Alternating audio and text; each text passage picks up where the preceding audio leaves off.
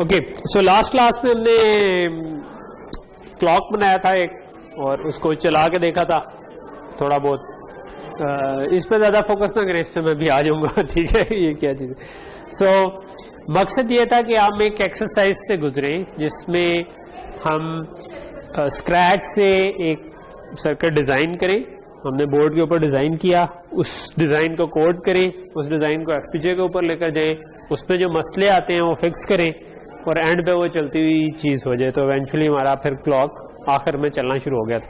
ठीक, यही स्टेप्स आपने फॉलो करने हैं अपने प्रोजेक्ट के लिए। सिर्फ ये है कि ये जरा छोटा काम था क्लॉक बनाना। इसमें हमें तकरीबन मेरा ख्याल है 3 क्लासेस लगी हैं, कोई 6 घंटे लगे होंगे, बल्कि 4.5 घंटे कह लें। आपका जो प्रोजेक्ट है उसमें आपको तकरीबन 20 घंटे मिनिमम लगने चाहिए, ठीक है। 20 से 40 घंटे कुछ इस तरह से टाइम लगेगा, ठीक है।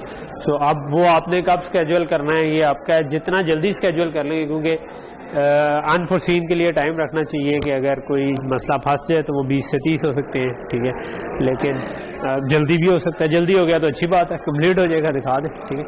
आपके प्रोजेक्ट कामरान, इसकी आवाज़ ठीक आ रही है, जगह मुझे लगता है ठीक है, वो देखें। ओके, इसका आपका जो प्रोजेक्ट कब तक हम एक्सपेक्ट कर रहे हैं, आपका जो भी फाइनल वाला वीक होगा ना, जो मेरा ख्याल है कि जनवरी का फर्स्ट वीक है, सो दिसंबर का लास्ट वीक का जो थर्सडे बनेगा, ठीक है, वो फिर हम एक्सपेक्ट कर रहे होंगे कि उसमें हम प्रोजेक्ट ये अभी से जो कल का दिन है ना, यानी कि ट्यूसडे तक, मतलब मैं एक्सपेक्ट कर रहा था लास्ट वीक तक मुझे आप लोग प्रोजेक्ट्स बता देंगे। Tomorrow is the last deadline कि आपने मुझे बताना है कि प्रोजेक्ट क्या है। इसके मार्क्स होंगे कुछ ना कुछ छोटे से, ठीक है, सिर्फ बताने के कि मैं ये प्रोजेक्ट कर रहा हूँ, ठीक। नेक्स्ट मंडे जो होगा उसकी इवनिंग तक आपने मुझे फर्स्ट प्रोग्रेस रिपोर्ट लिखी हुई नहीं, जुबानी बताना है कि कॉपी पे बना हुआ डिजाइन, थोड़ा सा लिखा हुआ कोड, जो भी आपने कर लिया हो, ठीक है। But next Monday, next Tuesday को फिर कर ले शाम तक, क्योंकि मंडे को छुट्टी है। तो इस ट्यूसडे को आपने बताना है, नेक्स्ट ट्यूसडे तक आपकी मतलब आपका design should be near completion, ये मैं एक्सपेक्ट कर रहा हूँ, ठीक है, कि नेक्स्ट ट्यूसडे तक। और अगर कोई बिल्कुल इम्प्लीमेंटेशन वाला प्रोजेक्ट है तो आपने कुछ चीजें ट्राई कर चुके हो, और उसमें जो मसले आ रहे हैं वो आप आगे बेशक पूछ लें, ठीक है। और लेकिन ये उसके मार्क्स होंगे, ठीक है, जो नेक्स्ट ट्यूसडे को आपकी वैल्यूएशन है उसके मार्क्स होंगे, कि उस वक्त तक जो मुझे खुद आके बता देगा कि यार यहाँ तक मैंने ये किया है, उसको मैं कुछ ना कुछ मार्क्स दे दूंगा। और फिर ऑब्वियसली उसके बाद तो हमारा फाइनली आ जाना है, ठीक है। ओके, आज जो हम टॉपिक शुरू कर रहे हैं वो है एफपीजीए का एक कंपोनेंट है जिसको हम कहते हैं ब्लॉक रैम।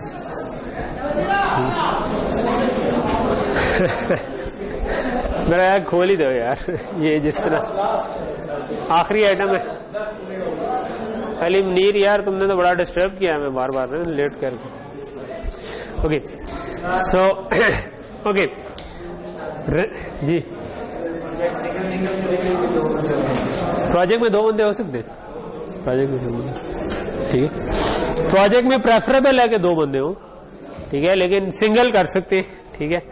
3 जो है वो बिल्कुल एक्सट्रीम केस में कि आप कोई तोप चीज बनाने जा रहे हैं कि यार ये तो, फिर आप आके मुझे कहेंगे यार ये तो बहुत ज्यादा काम है, बट मुझसे डिस्कस कर ले, ठीक है जी। ट्रैफिक सिग्नल वाला जो है ना, ये समझेंगे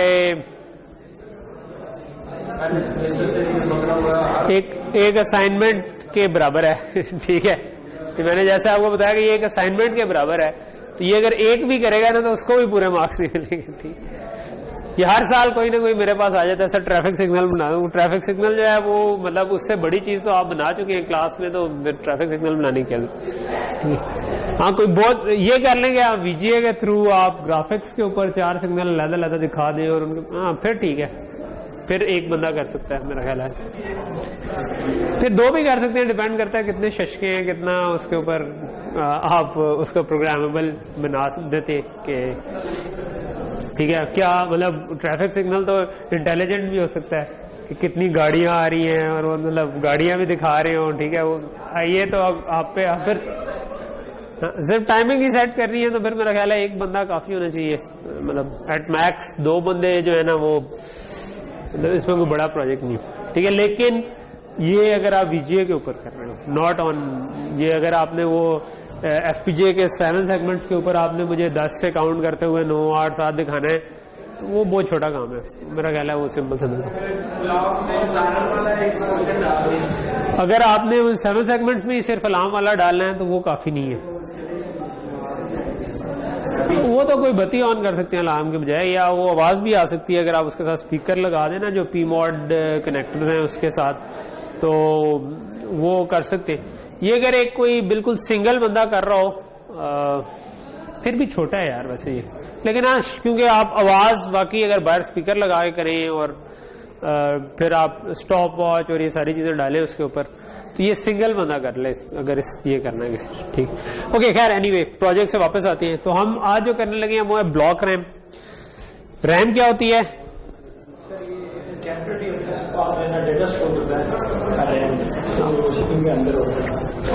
सीपीयू के अंदर रैम होती है जो कि डेटा स्टोर करती है। वैसे RAM stands for random access memory से क्या मतलब हुआ? रैंडम टाइम पे जो है ना वो डेटा एक्सेस करता है हार्ड डिस्क से जो हमें चाहिए होता है और अपने पास नहीं रैंडम टाइम पे नहीं करते, जब हम एक्सेस करना है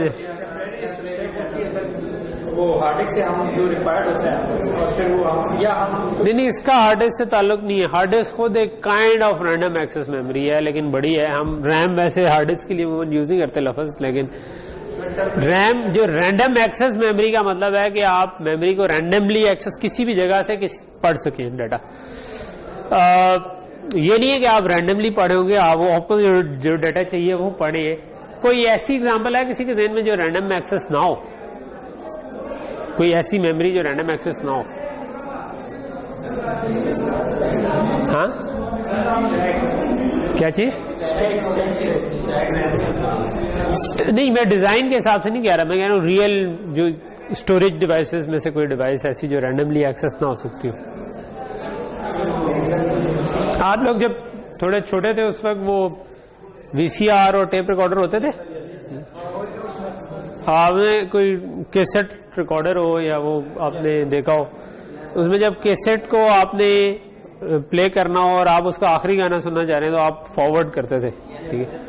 आप डायरेक्टली नहीं उसको कह सकते थे कि आखिरी नंबर। सीडी प्लेयर में आप कह सकते हैं कि मैं आखिरी प्ले कर दूं, ठीक है, क्योंकि सीडी प्लेयर रैंडमली एक्सेस कर सकता है किसी लोकेशन को, ठीक है। जबकि टेप जो मैग्नेटिक टेप्स हैं उनको रोल होकर उस जगह पर जाना पड़ेगा और फिर वो वहां से एक्सेस कर सकेंगे, ठीक है। सो वो एक नॉन रैंडम एक्सेस है, यानी कि वो उसमें आप एक सीरियल एक्सेस कर सकते हैं, तरतीब से जाएंगे आखिरी जगह पर, ठीक है। हार्ड डिस्क या सीडी जो है उसको आप randomly access in a sense कर सकते हैं, हमें नहीं पता चलता कि वो किसी तरतीब से एक्सेस कर रहा है, लेकिन इन अ ट्रू सेंस वो भी रैंडम एक्सेस नहीं होती, क्योंकि उसको किसी सेक्टर तक पहुंचने के लिए सीडी को घुमाकर वहां पर ले जाना जरूर पड़ता है, लेकिन वो इतना मतलब सीडी हो या हार्ड डिस्क में आपको पता है ना कैसे स्टोर होता है। आप सीडी में तो ये करते हैं कि आप ना एक छोटा सा जिस जगह पर 1 लिखवाना ना उसको बर्न कर देते हैं और जहां पर 0 लिखवाना उसको बर्न नहीं करते। तो जब आप उस पर लाइट फेंकेंगे तो रिफ्लेक्ट होगी, अगर बर्न नहीं हुआ और बर्न हुआ हुआ तो रिफ्लेक्ट नहीं होगी, तो इससे पता चल जाएगा कि यहाँ पर 1 है या यहाँ पर 0 है, ठीक है। और इसीलिए अगर आप कोई सीडी को रखें थोड़ा सा लाइट पे टेढ़ा करके, तो अगर वो आधी बर्न हुई है तो आपको हाफ तक उसकी लाइनें नजर आ रही होती हैं। अगर वो पूरी बर्न हुई, क्योंकि वो छोटे छोटे डॉट्स डले हुए हैं जहां जहां पर सीडी राइटर ने उसको बंद किया या नहीं किया, ठीक है।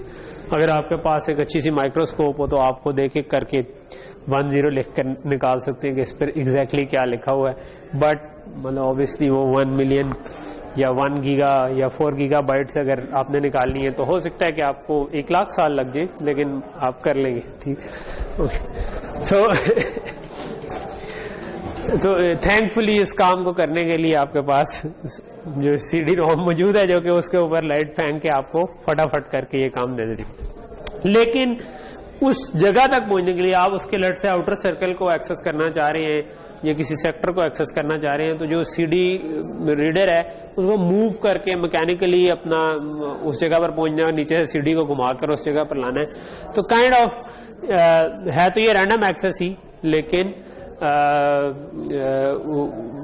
घूमने का टाइम उसको लगेगा। ठीक है, जो नॉर्मली हम रैम कह रहे होते हैं वो हम कह रहे होते हैं जो हमने कंप्यूटर में रैम लगाई होती है, हम कहते हैं जी 2 GB 4 GB रैम लगा दी हमने, ठीक है, या 8 GB रैम लगा दी, और वो अमूमन एक आपका कह लें कि एक बोर्ड सा होता है छोटा सा, जो कि आप कभी खोल के देखेंगे तो आप रैम की स्लॉट में आपने लगाया होता है और उसके अंदर मल्टीपल चिप्स लगी होती हैं पैरेलल में।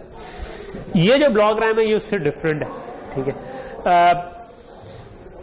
ये एफपीजीए के अंदर कुछ छोटा सा स्टोरेज आप समझो कि जो कि हम जिसके अंदर डाटा स्टोर कर सकते हैं। हमने एक चीज पढ़ी थी रेज फाइल, याद है आपको? रेज फाइल में क्या था, हमने कुछ रजिस्टर रखे थे और उसके अराउंड हमने लॉजिक बना दी थी कि अगर रीड करना है तो उसके लिए हम एक एड्रेस देंगे, एक राइट एनेबल देंगे डाटा, राइट एनेबल देंगे और एक डाटा इन सिग्नल देंगे, और एक हमारा सिग्नल होगा डाटा। ठीक है, तो ये ज़हन में है ना? ठीक, और हमने इसका छोटा सा कह लेंगे एक टाइमिंग डायग्राम सी भी बनाई थी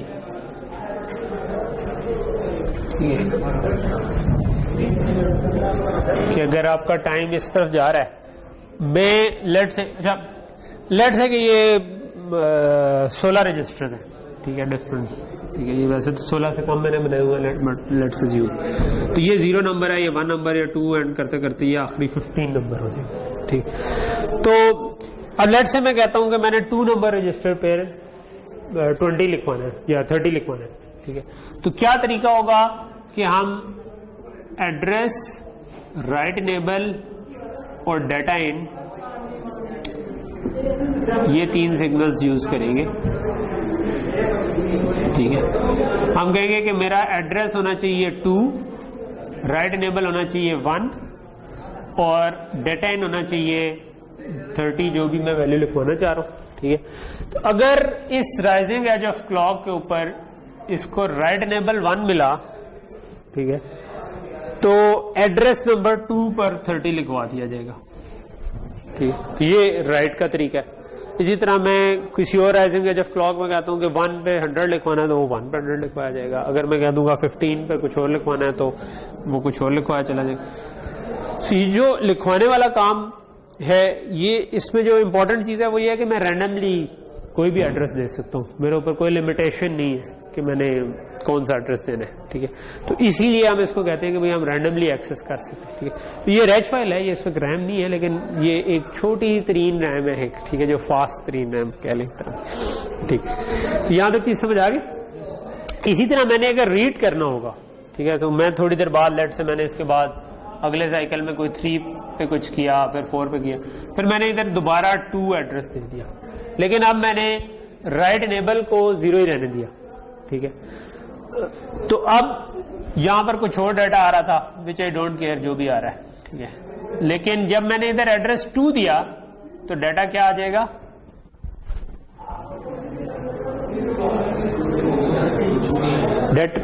सॉरी, मैंने थोड़ा गलत कर दिया, ये डाटा इन है, डाटा आउट, रीड के लिए एक और पोर्ट है जो डाटा आउट की है। ठीक है, सो इस जगह पर अगर बाकी जगहों पे जो भी आ रहा था, इस जगह पर क्या डाटा आउट आएगा? 30 आएगा। क्यों? क्योंकि मैंने थोड़ी देर पहले 2 पे 30 लिखवाया था, तो 2 पे 30 पड़ा हो। इन जगहों पर वो डाटा आ रहा होगा जो 4 पे पड़ा है, जो 3 पर पड़ा है। ठीक है, इस तरीके से ये रेज फाइल कहलाती है। रेज फाइल में दोबारा पढ़ी हमने, रैम थी, रेज फाइल क्यों डिस्कस कर रहा हूं? क्योंकि कंसेप्चुअली रेज फाइल और रैम में आप सिर्फ ये फर्क समझे कि रैम में ये जो ब्लॉक रैम है ये एक साइकिल डिले के साथ आउटपुट देती है। ठीक है, सिर्फ आउटपुट में। आप इसमें हमने कहा था ना कि इधर एक मार्क्स लगा होगा जो उठा रहा हूं, याद है थोड़ा सा? ठीक है, कि एड्रेस की बेस पे मार्क्स उठा। सो रेज फाइल जो है उस पर जैसे ही 2 आया है उधर 30 आ गया। रैम में आप समझेंगे इधर एक रजिस्टर लगा हुआ है। ठीक है, कंसेप्चुअली ये समझेंगे, इसमें असल में थोड़ा सा और तरीके से काम हो रहा था। उससे क्या होगा कि इस राइजिंग एज ऑफ क्लॉक पे अगर 2 आया ना, तो इस राइजिंग एज ऑफ क्लॉक के बाद इधर डाटा 30 मिली, एक साइकिल का डिले से। तो ये चीज समझ आ रही? अच्छा, तो एक चीज तो ये, दूसरी चीज ये है कि रैम अमूमन बड़ी होती है। यहाँ पर हमने 16 या 8 या 32 रजिस्टर लगा दिए, तो ये रेज फाइल में इस लेवल के होते हैं। रैम, ब्लॉक रैम की जब हम बात कर रहे होते हैं तो एफपीजीए की block RAM is 18 kilo bits, ठीक है।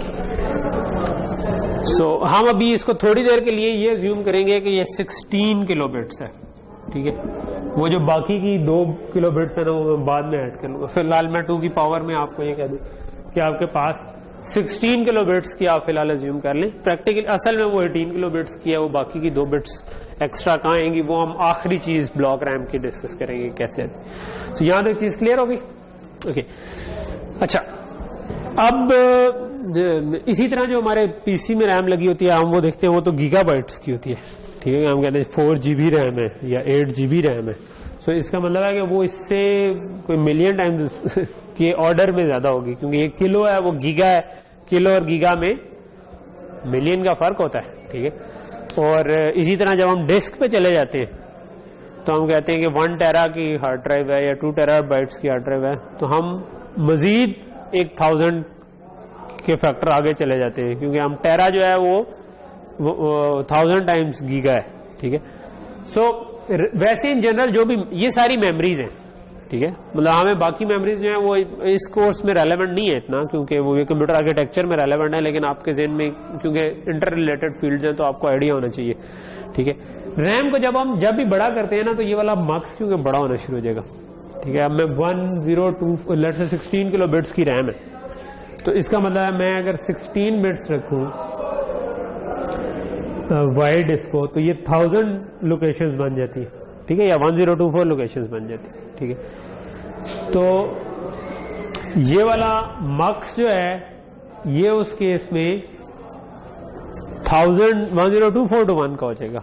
और हमने मक्स पढ़ा हुआ है कि उसका डिले जैसे जैसे उसका साइज बढ़ता जाएगा उसका डिले भी बढ़ता जाएगा। उसके आगे 1000 का और गेट लगा होगा, पीछे फिर 10-10 बिट के एंड गेट लगे होंगे, ठीक है।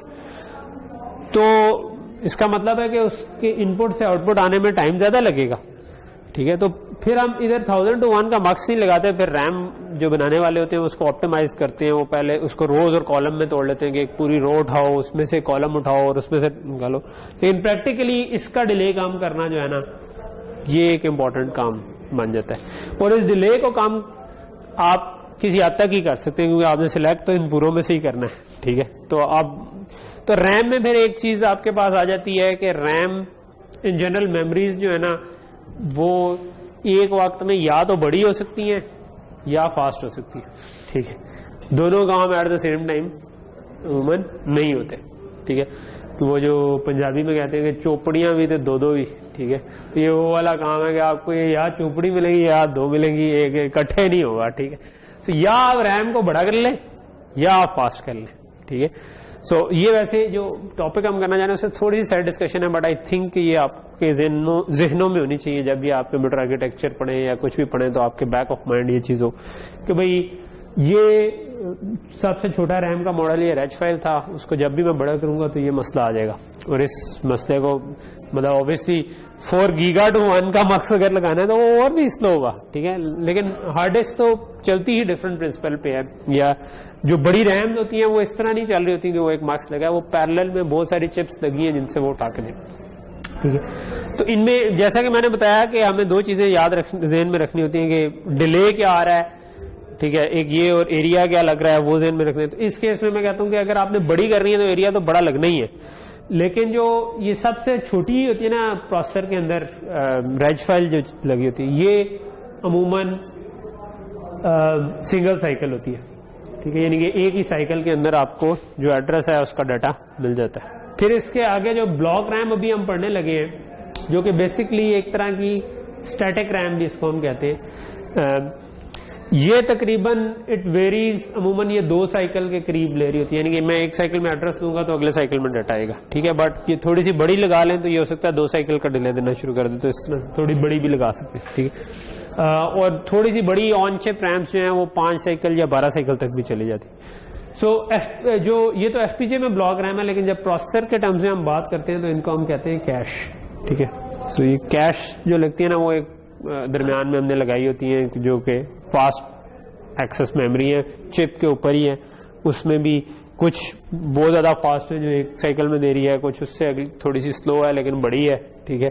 तो इस तरीके से आपने, फिर इसके बाद ये जो हमारी रैम लगती है ना, जो 4 GB या 8 GB हम लगा रहे होते हैं, ये 25 से 30 साइकिल कम से कम ले रही होती है प्रोसेसर के। जब आपने क्या, जिस तरह हम इधर कह रहे हैं ना कि लोकेशन 2 से डाटा रीड करना है, तो इसमें लोकेशन 2 से रेज फाइल ने उसी साइकिल में दे दिया। ब्लॉक रैम हुई तो उसने 1 साइकिल बाद दिया, रैम होगी तो उसको 25-30 साइकिल लग जाएंगे वो डाटा देने, ठीक है। तो स्लो हो गई, लेकिन बड़ी भी है, 4 GB भी है, ठीक है। सो अगर आप हार्ड ड्राइव पे चले जाए, ठीक है, सो उसको मिलियंस ऑफ साइकिल्स लगते हैं, ठीक है। सो मे बी वो मिली सेकेंड्स में चले जाए, तो प्रोसेसर अगर गीगाहर्ट्ज में चल रहा है, ये मिली सेकेंड में जा रही है, तो अराउंड मिलियन साइकिल्स, ठीक है। मिलियन से कुछ कम हो शायद, लेकिन मतलब लाखों में लग जाएंगे आपके, ठीक है, डाटा को फैच करने में। लेकिन फिर उसका साइज भी बड़ा है, वो टेराबाइट्स की बात कर रहे हैं। 2 टेराबाइट की अगर मैं हार्ड ड्राइव लगा रहा हूं तो कहाँ 2 टेराबाइट और कहाँ पर 16 रजिस्टर्स, ठीक है। लेकिन ये फास्ट है, ये मतलब एक अगर मैं कहूँ फास्ट वाले एक्सेस में सबसे तेज ये चीज है, लेकिन साइज वाले एक्सेस में सबसे चीज हार्ड ड्राइव है, और अब हम इसके दरमियान फिर ये वाली चीजें यूज करें। तो ये छोटा सा हम टॉपिक से ऑफ जाके, क्योंकि ये मेरा ख्याल है कि आपको रैम्स वगैरह का थोड़ा सा मेमोरी में मेरा ख्याल है कि इसको रिलेट करना इंपॉर्टेंट है कि मसला कहां से आ रहा है। कि इसी तरह ऑब्वियसली राइट साइड पर डीमक्स भी था एक, तो वो उस डीमक्स और इसको इनके साइज जब बड़े होंगे तो आपका सर्किट स्लो होगा, तो उसको फिर आप पाइपलाइन करके फास्ट करने की कोशिश करेंगे, लेकिन फिर आपको टाइम ज्यादा लगेगा, ज्यादा साइकिल लगी। ओके,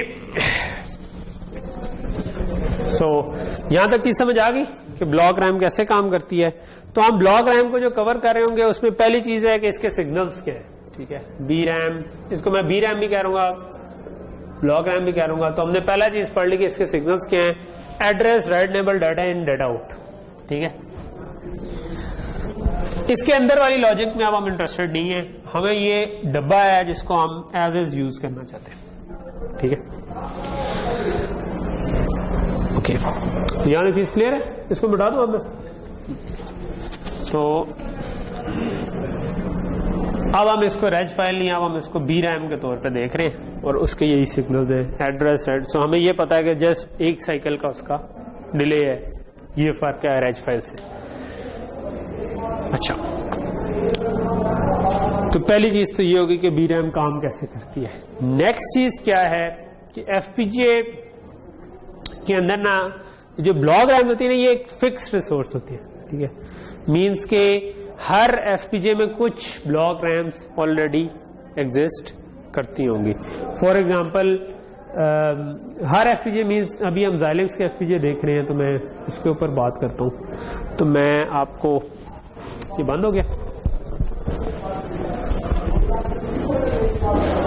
चलो मैं इसको थोड़ा सा इंतजार करके मैं उतनी देर वापस इधर ही आ जाता हूँ जितनी देर में वो ऑन हो।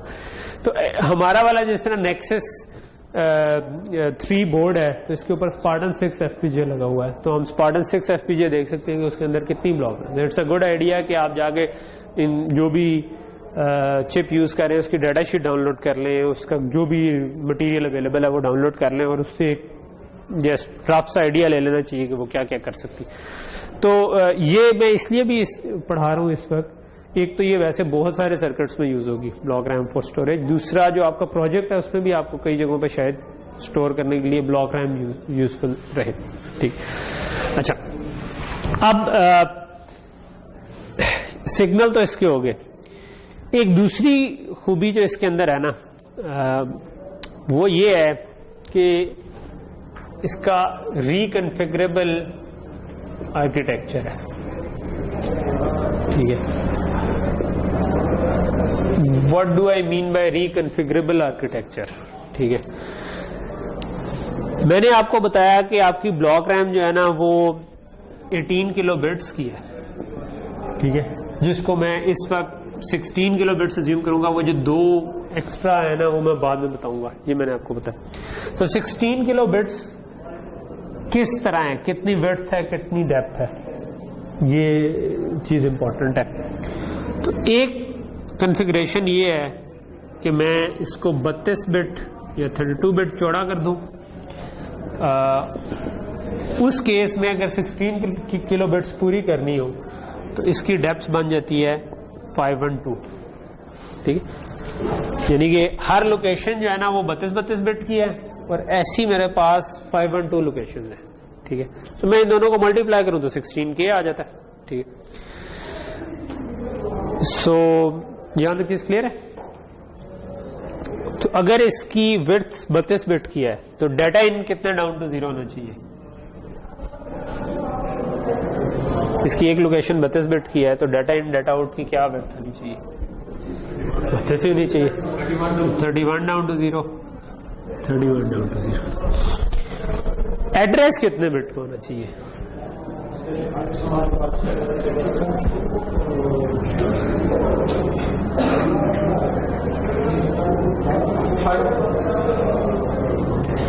एड्रेस डिपेंड किस पे कर रहा है?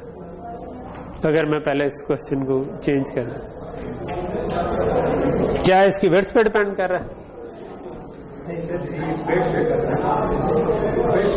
ये 32 पे डिपेंड कर रहा है या इसकी डेप्थ पे डिपेंड कर रहा है? एड्रेस में क्या बताना है? मेमोरी को आप समझ लें कि ये आपके डब्बे हैं बहुत से पड़े हुए जिनमें आपसे खड़े, ये 0 नंबर वाला डब्बा है, ये 1 नंबर वाला डब्बा है, आखिरी अगर 512 डब्बे हैं तो ये 511 नंबर वाला डब्बा है। तो एड्रेस तो वो ये नंबर बता रहा है ना। एड्रेस में सबसे बड़ा नंबर आना है 511। तो 511 जितनी बिट में आता है वो काफी होंगी। 511 कितनी बिट में आता है ना बड़ा? ये तो यूं आना चाहिए ज़हन में। ओके, 512 2 की पावर है, कौन सी है वो ज़हन में नहीं है। 512 होती है 2⁹9, ठीक है। तो 9 बिट इसके लिए आएंगे, ठीक है। एक मिनट यार, मुझे आज टॉपिक से बार बार थोड़ा सा हटना पड़ा है, लेकिन मैं ये थोड़ा सा हट के इस पे आपको क्विक करवा लूं, क्योंकि ये मैं एक्सपेक्ट करता हूं कि लोगों को, लॉजिक डिजाइनर्स को इस पे फटाफट आना चाहिए। देखो 512 2 की पावर हो तो आपको पता है कि कौन सी 2 की पावर है कि 512 आना है। दैट इज द आंसर, ठीक है। 511 अगर आपने लिखना है तो ये 9 वंस बन जाएंगे, दिस इज 511, ठीक है। 2 की पावर करेंगे तो 1 1 और वो 0 बन जाएंगे, ठीक है। ये आपको फौरन आ जाना चाहिए। क्यों आ जाना चाहिए? क्योंकि ये 2 की पावर बड़ी 5-6 ही है जो कि आपके जहन में वैसी रह जाती, ठीक है। 512 इज हाफ ऑफ 1024, ठीक है। सो 1024 जो है इसको हमने कहा था कि ये 1K है। 512 जो है ये उसका हाफ है। इसके लिए आपको 10 बिट चाहिए होंगी, इसके लिए आपको 9 बिट चाहिए होंगी, ज्यादा कल और है, 9 बिट चाहिए होंगी। 256 अगर लोकेशन होती तो कितनी चाहिए होनी थी? 8। 128 होती तो 64 होती तो 32 होती तो इससे नीचे वाले वैसे ही याद रहते हैं, 16 2 की कौन सी पावर है, ठीक। तो ये वैसे बहुत ज्यादा नहीं है, 3-4 चीजें हैं जो है। अगर आपको लेट से मैं कहता हूं, एक डिफरेंट मैं कहता हूं कि यार मेरे पास 16 के लोकेशंस होती है सर ये टोटल, ठीक है। तो कितनी बिट्स पे ये इसका एड्रेस आना था? 16K के लॉजिक डिजाइनर्स वाला के, जो कि क्या होता है 1024, ठीक है। इसके लिए 10 बिट्स होंगी, इसके लिए 4 बिट्स होंगी। 10 + 4 14 बिट्स में आपके पास एड्रेस आना चाहिए, ठीक। अगर आपसे कोई पूछे कि भाई मेरे पास 16 के लोकेशन हैं, 16 के डब्बे पड़े हैं, मैंने उनको 0 से 16 के -1 तक एड्रेस देना है, तो कितनी बिट में एड्रेस आ जाएगा? तो आपको फौरन पता चल जाना चाहिए, ठीक है। इसी तरह मेगा जो होता है ना, 1 मेगा, जो कि 1024 × 1024 होता है, इसके लिए आपको चाहिए होती है 20 बिट्स। 1 गीगा जो है 1024 × 1024 × 1024 सॉरी, इसको आपको चाहिए होती है 30, ठीक है, टेरा गीगा, ठीक है, गीगा बाइट नहीं, अभी मैं कह रहा लोकेशंस कह रहा हूँ, ठीक है। तो 1024 इंटू 1024 इंटू 1024 इज गीगा। एक और दफा आप 1024 से मल्टीप्लाई करते हैं टेरा, ठीक है। चलो अब जल्दी से मुझे ना 2-3 दफा मैं आपसे पूछूंगा और आपने बताना है। 256 गीगा के लिए गीगा लोकेशन तो कितने बिट में आ जाएगा एड्रेस? 30 प्लस 8, ठीक है। 512 टेरा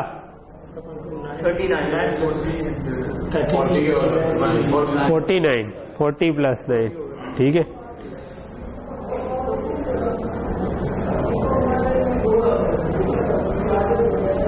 एट मेगा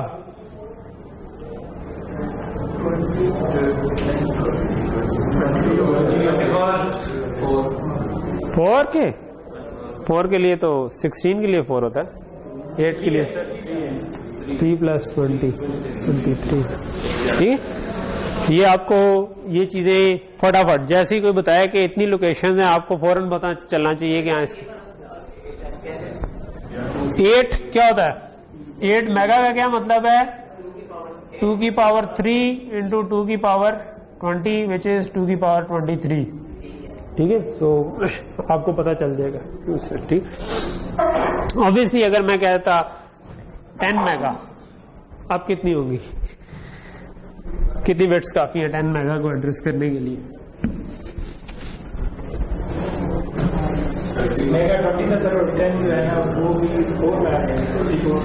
जी, आप ऑब्वियसली आप डायरेक्ट आंसर नहीं है क्योंकि 8 मेगा से में नहीं आएगा ये पूरा, लेकिन 16 मेगा में आ जाएगा।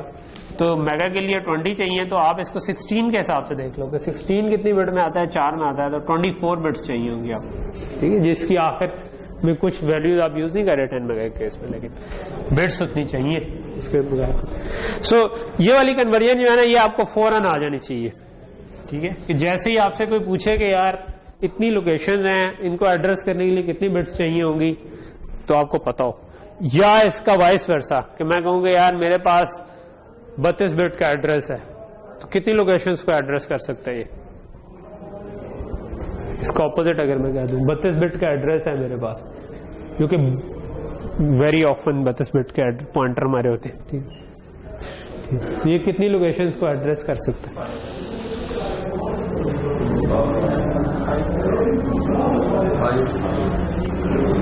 इसका उलट सवाल है भाई, 32 बिट का एड्रेस है तो कितनी लोकेशंस को एड्रेस कर सकते हैं?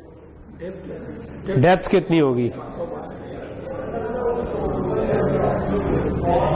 नहीं, कोई आपको मेमोरी किसी ने दी जिसका एड्रेस 32 बिट का था और उसमें कहा कि आप इसको 0 से लेकर मैक्सिमम जो भी नंबर आ सकता है उतनी लोकेशंस पे लिखवा सकते हैं, तो कितनी लोकेशंस कितनी बनी? नहीं, 31 बिट्स हैं भाई एड्रेस की। एड्रेस में मैक्सिमम बनेगी सारे 1 आ जाए, 32 के 32 1, ये क्या नंबर बनेगा? नहीं, ये 32 है, 9 नहीं है। हाँ, 2 की पावर 32 हो जाएगी। वो कितने बने इनको अगर हम किलो गीगा टेरा की फॉर्म में कहना चाहें? 32 हो गए, 30 प्लस 2 30 गीगा, 2 का मतलब है 4 गीगा लोकेशन बन जी। इसका ऑपोजिट भी पता होना चाहिए ना। अगर आपको कोई कहे कि यहाँ नहीं मेरा एड्रेस जो है वो 45 बिट्स का है, तो कितनी स्पेस को ये एड्रेस कर सकता है?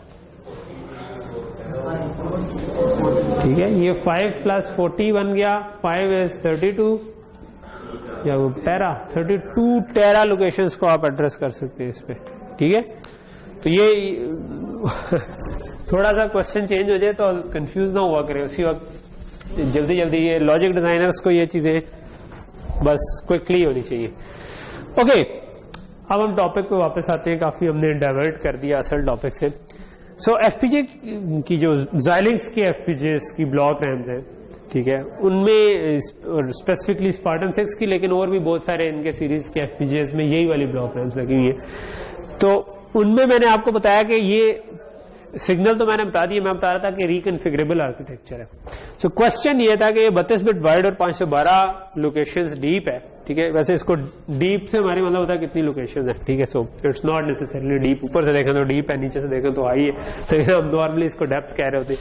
सो अगर इतनी डीप है तो कितना एड्रेस की बिट्स कितनी होंगी, 9 होगी। तो इसका मतलब है 8 डाउन टू 0 मेरा एड्रेस हो जाएगा। तो यहां तक चीज क्लियर है। अच्छा, जो मजे की बात है वो ये है कि आप इसी ब्लॉक रैम को चाहें तो इस तरह कॉन्फ़िगर कर लें कि इसको 16 बिट वाइड कर लें और 1K डीप कर लें, ठीक है। सेम ब्लॉक रैम को चाहे तो आप 32 बिट वाइड और 512 डीप कर लें, चाहे तो 16 बिट वाइड और, यानी कि इसके इस हाफ को उठाएं और नीचे लगा दें, ठीक है, इन अदर वर्ड्स, ठीक है। सो बिट्स तो उतनी रही ना, 16 किलो बिट्स ही रही, ठीक है, 16 किलो बिट्स, ठीक है। जो इस केस में भी 16 किलो ही थी, लेकिन और कन्फिगर। सो आप चाहें तो इसको 16/1K के तौर पे यूज, और सिर्फ इस तरह नहीं यूज कर सकते, आप इसको 8 बाय कितने में 2K भी यूज कर सकते हैं। आप इसको 4/4K भी यूज कर सकते हैं। आप इसको 2 बाय, और आप इसको 1 बाय, यानी कि वर्स्ट केस में, वर्स्ट केस तो नहीं कहना चाहिए, सबसे कम वाले केस में आप इसको 1 बिट वाइड और 16 के लोकेशंस बना दें। सिंपल 1 बिट है, ठीक है, जिसमें आप एड्रेस देते हैं 0 तो 1 बिट बाहर आ जाती, एड्रेस 1 देते हैं तो 1 बिट बाहर आ जाती है, उस पर कुछ लिखवाना है तो 1 बिट लिखो। और अगर आप चाहें तो उसको 2/8K कर लें, 4/4K कर लें, ठीक है। लेट से मैं ये 4/4K का केस लेता हूँ। 4/4K केस में डेटा कितनी बिट का होगा, कितने डाउन टू 0 होगा। अगर मैं इसको इस तरह कर, डाटा की क्या बिट होनी चाहिए,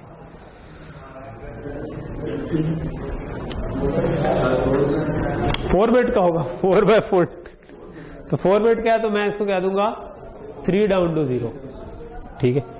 एड्रेस कितने बिट का होगा, ये अब आप लोगों ने बताना है।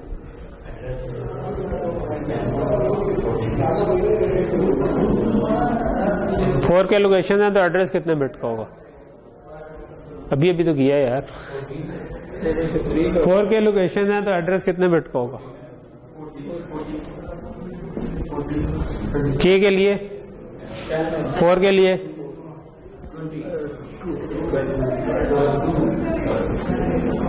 मायूस कर रहे हो यार, 12 बिट का होगा तो 11 डाउन टू 0। अब क्योंकि आपने नहीं बताया तो मुझे एक और एग्जांपल करनी पड़ेगी, ठीक है, वरना मैंने इधर रुक जाना था। सो 8/2K अगर होता तो ये डाटा कितने बिट का होना था, ये वाली चीज हम देख रहे हैं अब। डाटा कितने बिट का होना था, कितने डाउन टू 0, जल्दी जल्दी बोलना है, ठीक है।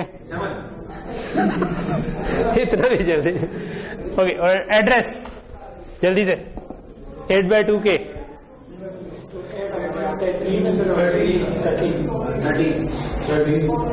2K,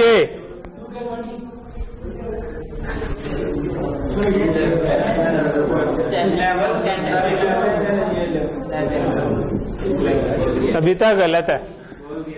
मैं इससे ज्यादा वो वाला हिसाब किया ना कि तेज तो था, मगर तेज तो था ना, गलत हुआ तो क्या हुआ, आपने तो तेज कहा था मुझे। सो ओके, मेरे पास अब और टाइम नहीं है कि मैं इसको मजीद बताऊं, लेकिन ये आप अब घर जाके दोबारा सुन के इसको करें, लेकिन बी क्विक इन दैट, ठीक है, ठीक। ओके, सो ये चीज समझ आ रही है अब आपको कि आप चाहें तो 32/15 है, चाहे तो इसको आधा कर लें और डबल कर लें, चाहे तो उससे आधा कर लें और डबल कर लें, एंड सो ऑन करते करते बिल्कुल 1 बिट का पतला से इसको 16 बिट्स तक ले जाए, ठीक।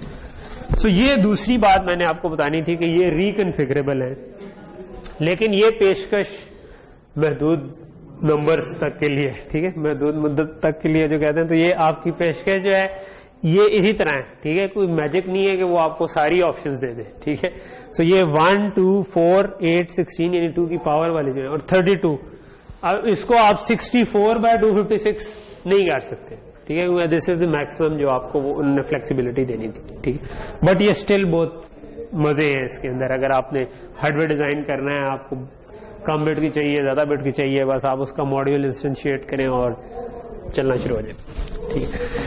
तो ये बात समझ आ गई, ठीक है। अभी हम इसके बाद देखेंगे कि ये कैसे होता है, मतलब ये होपफुली आज के लेक्चर में, नहीं तो हम कल के लेक्चर में कर लेंगे, लेकिन ये चीज हम देखेंगे कि ये कैसे कॉन्फ़िगर होती है, क्या होता है, वो भी देखेंगे, ठीक है। नेक्स्ट चीज जो इसकी है,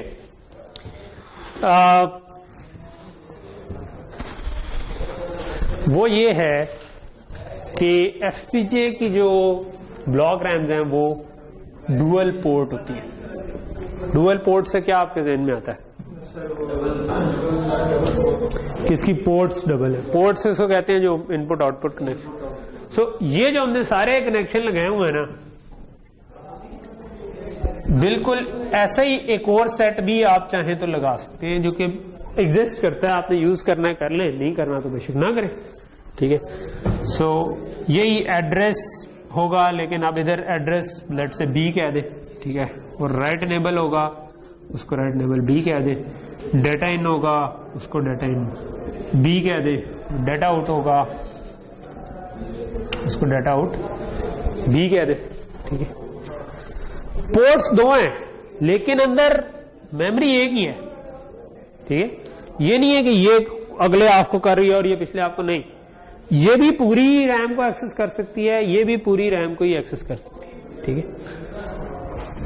तो जिस तरह ये कमरा है और हम इसकी लोकेशंस को कहेंगे, ये हमारे लोकेशन है जहां पे 1 या 0 हो सकते हैं, ठीक है। जो जरा गुपलू हो गया वो 0 हो गया, जो जरा लंबू हो गया उसको 1 कह दिया, ठीक है। तो इधर आप 1 या 0 पढ़े, ओके। सो ये दरवाजा आपकी पोर्ट है, ठीक है। सो लेट से रैम में कोई कहता है भाई लोकेशन नंबर 0 बाहर आ जाए, 0 पे जो भी पड़ा है वो बाहर आ जाए, ठीक है। लेकिन अब आपके 2 दरवाजे हो गए, जिसमें एक बंदा एक लोकेशन से उठा सकता है, एक बंदा दूसरी लोकेशन से उठा सकता है, ठीक। हाँ, अगर दोनों सेम एक जगह पे आ जाए, अगर हाँ, मैं बताता हूँ।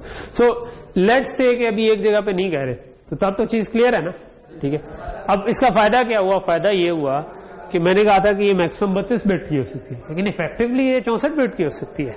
कि मैं अगर इधर एड्रेस 0 दे दूं और एड्रेस 1 दे दूं, तो ये वाली 32 बिट भी बाहर आ गई, ये वाली 32 बिट भी बाहर आ गई, तो ये 64 बिट बाहर आ गई, ठीक है। तो मैं इनको 2-2 के ग्रुप में अगर इस तरह उठाना शुरू कर दूं तो मैं 64 का डाटा भी बाहर ले सकता हूँ, ठीक है। सो ये डुअल पोर्ट का एक फायदा हो गया, और भी बहुत से फायदे हैं डुअल पोर्ट के जो हम बताएंगे। अच्छा, जनरली हम जब इनको यूज कर रहे होते हैं तो हम चाहते हैं कि हम अलग-अलग जगहों से रीड करें, कि ये जिस जगह पर रीड राइट कर रहा है ये उस जगह पर ना करो, ये किसी और जगह पर करो, भाई इसने 0 दिया तो ये 1 एड्रेस दे दे, ये 10 दे दे, जो भी आपने रैंडमली जो भी दे दे। लेकिन ऑब्वियसली ये वाला केस आ सकता है, ठीक है। प्रैक्टिकली हम इसको अवॉइड करते हैं, अमूमन हार्डवेयर डिजाइनर इस चीज को अवॉइड कर रहा होता है कि ये वाला केस ना आ जाए तो हम उसको कहते हैं कि ये कोलिजन आ गई है, ठीक है। मेरा ख्याल है कि इसको हम कॉन्फ़िगर कर सकते हैं कि उस केस में किसको प्रायोरिटी देनी है, ठीक है। But I am not sure about it, इसके लिए थोड़ी सी डाटा शीट इसकी देखनी पड़ेगी। हो सकता है कि उस केस में रिजल्ट्स जो हो वो अनप्रेडिक्टेबल भी हो, लेकिन मेरे ख्याल में किसी एक पोर्ट को प्रायोरिटी होगी कि अगर दोनों ने सेम जगह पर लिखवा दिया है तो किसी एक का डाटा लिखा जाए, ना कि दोनों का, और वो शायद वो भी कॉन्फ़िगरेबल हो इसके पैरामीटर्स में, लेकिन ये वाली बात मुझे याद नहीं। ओके, सो यहां तक चीज क्लियर हो गई। सो ये एक तीसरी चीज होगी कि ये डुअल पोर्ट है, ठीक है, और हम दोनों पोर्ट से सेम जगह को एक्सेस कर रहे हैं, ठीक। अब इसके मतलब एक तो यूज ये है कि मैं इसकी विड्थ बढ़ाना चाहूं तो मैं ये कर सकता हूं कि भाई एक पोर्ट, दोनों पोर्ट्स को यूज कर लूं।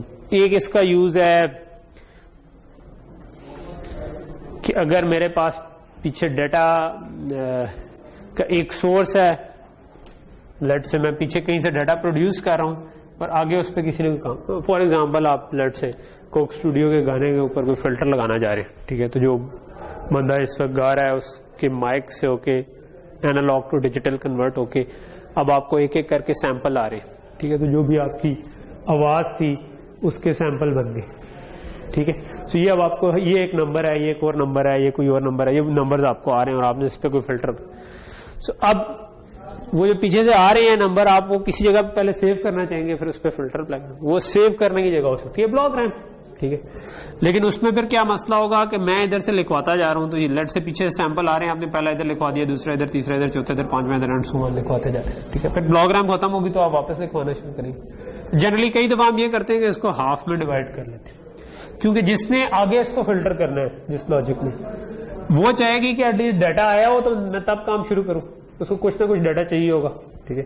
तो तब आप क्या करते हैं कि आप कहते हैं अच्छा पहले ये डाटा पूरा फिल हो जाए इधर तक, ठीक है।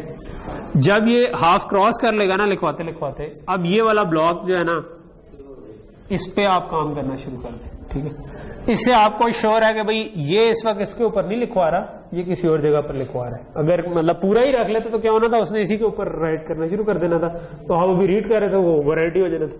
तो दो रखने का क्या फायदा है कि वो जिस पर लिखवा रहा है आप उधर से नहीं पढ़े, आपके पास सेफ डाटा अवेलेबल है जिसको आपने प्रोसेस कर लिया। फिर जो लिखवाने वाला है उसके बाद आप इसको प्रोसेसिंग करके फारिग हुआ, आपने देखा कि अच्छा दोबारा इधर से क्रॉस करके वापस आ गया कि नहीं।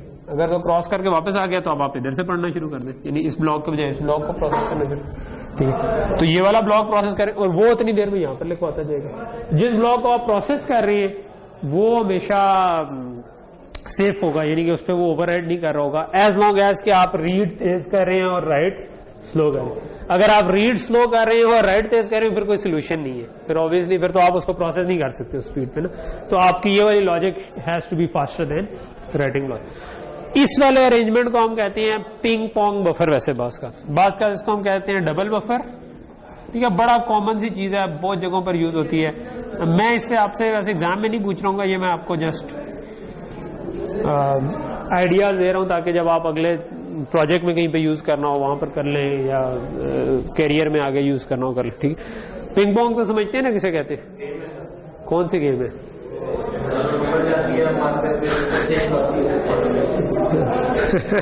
पिंग पोंग कहते हैं टेबल टेनिस को, ठीक है।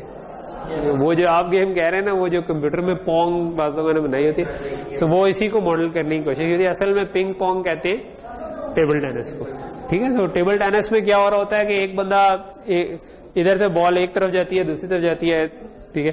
सो एक साइड पे बंदा पड़ा है, एक साइड पे, जब उस साइड पे है तो ये उसको यूज नहीं कर रहा होता जब ये, तो इसमें भी तकरीबन ये है कि एक दफा इधर गया, एक दफा इधर गया, एक दफा इधर गया, एक दफा, जब यहाँ पर लिखवा रहे हैं तो ये इसको दूसरा यूज कर रहा है, जब यहाँ पर लिखवा रहे हैं तो इसको दूसरा यूज कर रहा है। तो आप एक एक दफा करके ऊपर नीचे आ रहे हैं, और राइट रीड करने वाला भी एक एक दफा करके ऊपर नीचे आ रहा है। सो एक इसका ये यूज है। ऐसा यूज करना है तो हम एक पोर्ट को राइट पोर्ट बना देते हैं, एक पोर्ट को रीड पोर्ट बना देते हैं। इधर से बस लिखवाते जाओ, इधर से बस पढ़ते जाओ, ठीक, ओके।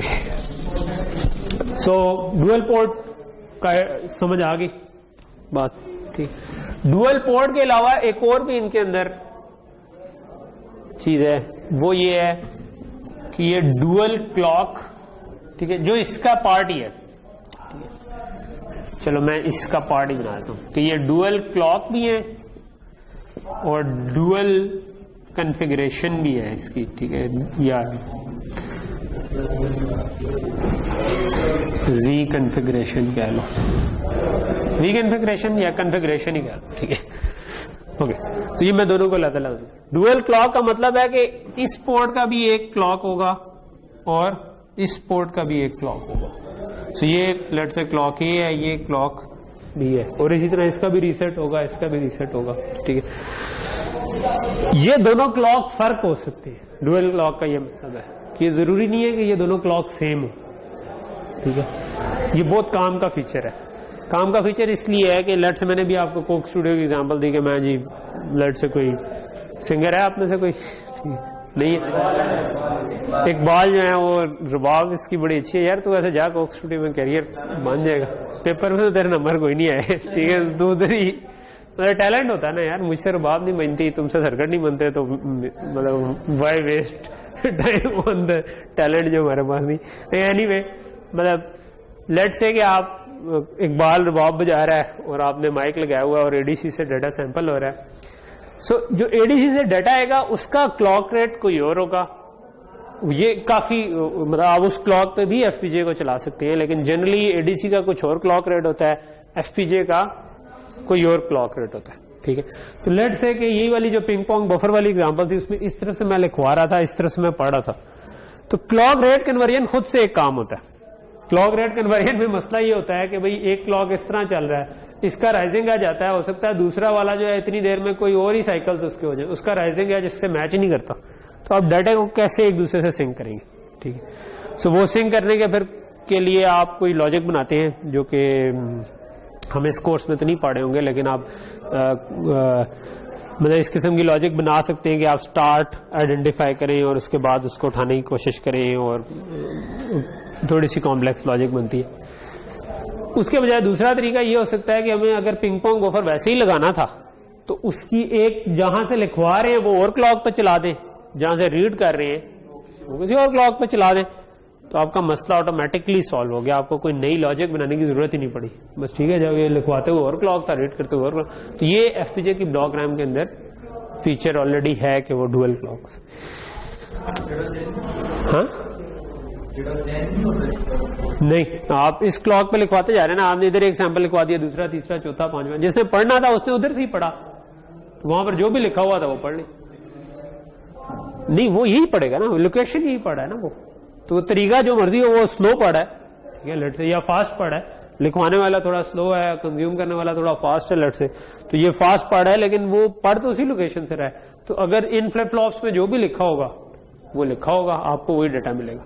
ठीक, तो ये काम जो है ना, ये क्लॉक रेट कन्वर्जन वाला, ये भी इसके साथ फ्री में हो जाता है अगर आप बफर साइज किस्म का बनाए। तीसरी चीज ये है कि ये डुअल कॉन्फ़िगरेशन कर सकते हैं। डुअल कॉन्फ़िगरेशन से मेरी मुराद क्या है, ये मैंने लफ्ज़ अभी इन्वेंट किया है इसके लिए कि ये वाली पोर्ट जो है इसका साइज अलग हो सकता है, इस वाली पोर्ट का साइज, ठीक है, यानी कि मैं चाहूं तो इसको 8-8 बिट वाला बना दूं और इसको 16-16 वाला बना दूं, इसको सिंगल बिट बना दूं, इसको ज्यादा बिट। मतलब मिसाल के तौर पर बहुत सारे एनालॉग टू डिजिटल कन्वर्टर आजकल सीरियल डाटा भेजते हैं, ठीक है, कि वो अगर आपने 16 बिट, यानी कि मैं ये रुबाब की आवाज थी इसके, ठीक है, एक बाल के रुबाब की, ठीक है, तो अब ये जो है लेट से ये 16 बिट का एक सैंपल था, ये 16 बिट का एक और सैंपल था, तो मैंने 16-16 बिट भेजनी थी। तो ये एफपीजे की इनपुट पे 16 लाइंस कई दफा नहीं आ रही होती, बल्कि वो क्या करते हैं, इसको हम कहते हैं कि हम सीरियली ये बिट भेज रहे हैं कि एक बिट का, तो आपके यहाँ पर एक बिट आ रही है लेट से। तो जब एफपीजे, ताकि इससे फायदा क्या होता है, एक तो आपकी तारें कम हो जाती, ठीक है, तो आपको बहुत सारी वायर्स को कनेक्ट नहीं करना पड़ता, और बेसिकली सीरियली जो है ना वो सीरियल इंटरफेस ज्यादा स्पीड पे चल सकते, ठीक है। शुरू में लोगों ने फास्ट करने के लिए पैरेलल इंटरफेस बनाया कि यार मैं ज्यादा बिट पैरेलल में भेजूंगा तो ज्यादा बिट्स चली जाएंगी, ठीक है, लेकिन बाद में जो पिछले कुछ 8-10 सालों में ये हुआ है कि ये चीज पता चली कि अगर आप एक बिट कोई ना डिफरेंशियल सिग्नलिंग के थ्रू भेजे ना, तो वो उससे कहीं ज्यादा क्लॉक रेट पे हम भेज सकते हैं, तो ओवरऑल डाटा रेट हमें ज्यादा बेहतर अचीव हो जाता है। इसीलिए आपने देखा होगा कि यूएसबी है तो वो भी सीरियल बस है, पीसीआई जो कि पहले पैरेलल में एक बड़ी सी स्लॉट होती थी, उसके बजाय अब एक छोटी सी पीसीआई एक्सप्रेस की स्लॉट होती है जो कि सीरियल इंटरफेस है, लैन भी सीरियल इंटरफेस है, ठीक है। इट्स काइंड ऑफ के आप ज्यादा बंदे बस में बिठा के भेजते हैं कि यार ज्यादा इकट्ठे चले जाए, उसके बजाय आपने कहा कि नहीं यार एक बिट को स्पोर्ट्स कार दे देते हैं, तो वो जो है ना वो सीरियली ज्यादा स्पीड पे पहुंच जाएंगी, ठीक है, तो ये उस तरह से काम हो रहा है, ठीक।